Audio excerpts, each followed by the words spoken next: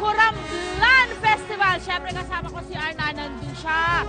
At nakikisaya rin. Ito po ay ang pagdiriwan ng kanilang Coramlan Festival. Ay isa pong pasasalamat at debosyon sa kanilang santong si Nuestra Señora del Pilar para po sa masaganang ani sa bayan ng Alaminos. Ang imahe po ay matatagpuan sa loob ng Our Lady of the Pilar Church na nasa akin pong likuran at yan po ay itinayo noong 1575. Ang ganda, no? Ayan mga kapuso, syempre gaya ng nasabi ko sa inyo, ibinibina po lang kaninang mga agricultural products. Excuse me. Yan po ay coconut, rambutan at lansones mga kapuso. Mamaya, titikman po natin lahat ng mga yan. Pati nakakala mga ipinagbamalaking nata de coco, makapuno at sinabasbutan o sinigang lakbangus sa rambutan at marami pang iba. Mamaya po yan sa ating pagbabalik. Studio muna tayo.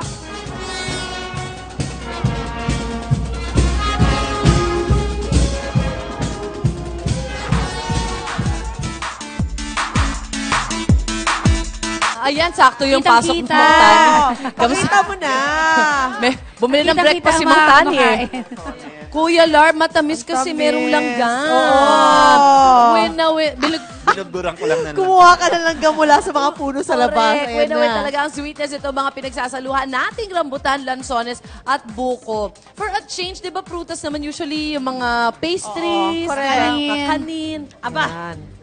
Ang mga produkto Lunok ito, mula pa sa bayan ng Alaminos, Laguna, kaya naman ipinagdiriwang nila roon ng Coramlan Festival. Yes, at ang meaning para alam mo lang natin, ng Coramlan, coconut, rambutan, at lansones. O, diba? Kaya, eto na Love at Arn, gaano katamis yung mga prutas dyan?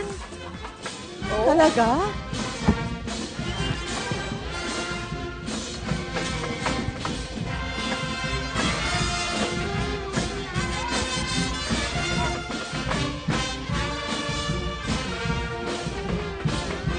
Yes!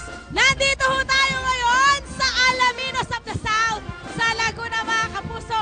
Tuloy-tuloy pa rin po ang ating pakikisaya rito sa kanilang Coramlan Festival na isang feast day festivity kung saan po ang kanilang patron saint ng Alaminos na si Nuestra Señora del Pilar sila po yung kanyang pinupuri ngayong araw na to at tuwing kanilang kapistahan. At alam niyo po ba na ang simbahan sa aking likuran?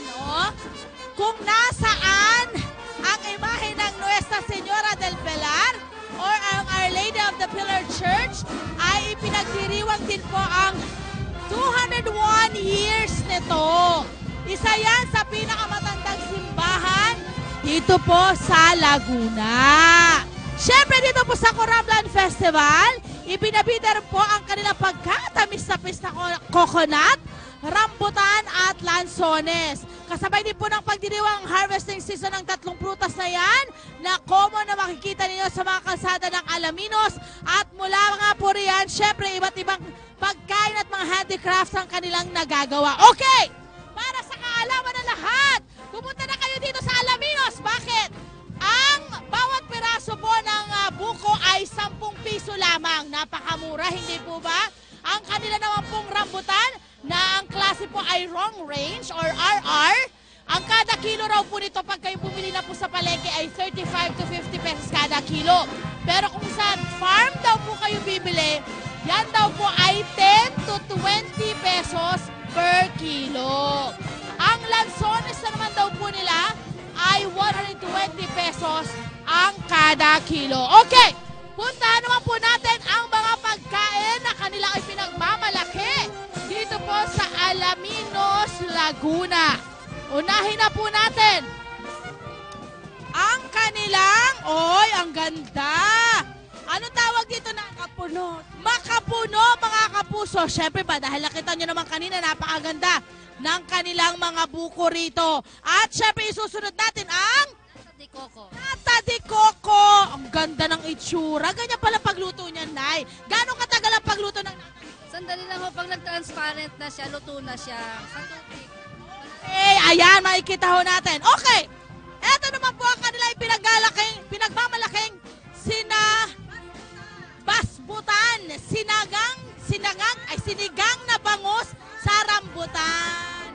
Paano po siya inilalagay yung Pakukuluan muna po yung mga rambutan na maasim. Tapos ilalagay po yung sitaw, sibuyas, at saka yung okra po kasi po sila yung Gaano karami pong rambutan ang kailangan ilagay para po maging maasim na kalahating kilo po sa 1 kilong bangus. Ang saya! Good job mga kapuso! The usual sinigang recipe po ang kanilang ginagawa. Yun nga lang po, ang kanilang inihahalo ay rambutan. Okay, maraming salamat! Dito naman po mga kapuso, makikita ho natin, ito po'y gawa ng Alaga or Alaminos Laguna Group of Artists kung saan mga kapuso, yung mga coconut na iba't ibang parte ng coconut ay ginagawa nila po ng design. Tingnan mo niya naman, nilalabas talaga nila ang mga creativity para makabuo ng ganitong kagagandang handicrafts. O, tingnan mo to.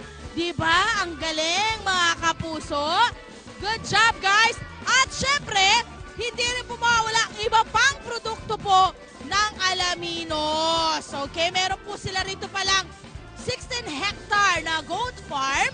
Kaya po nagpuproduce po sila ng mga fresh meat, syempre ng mga goat. At meron din pong gatas, may kesong puti at kung ano-ano pa. Yan po ang ipinagmamalaki ng Alaminos. Maraming salamat. Ay, yung broas pala. Ito pong brosa ito ay nagsimula noong 1978 dito po sa kanilang lugar. Ayan, congratulations sa mga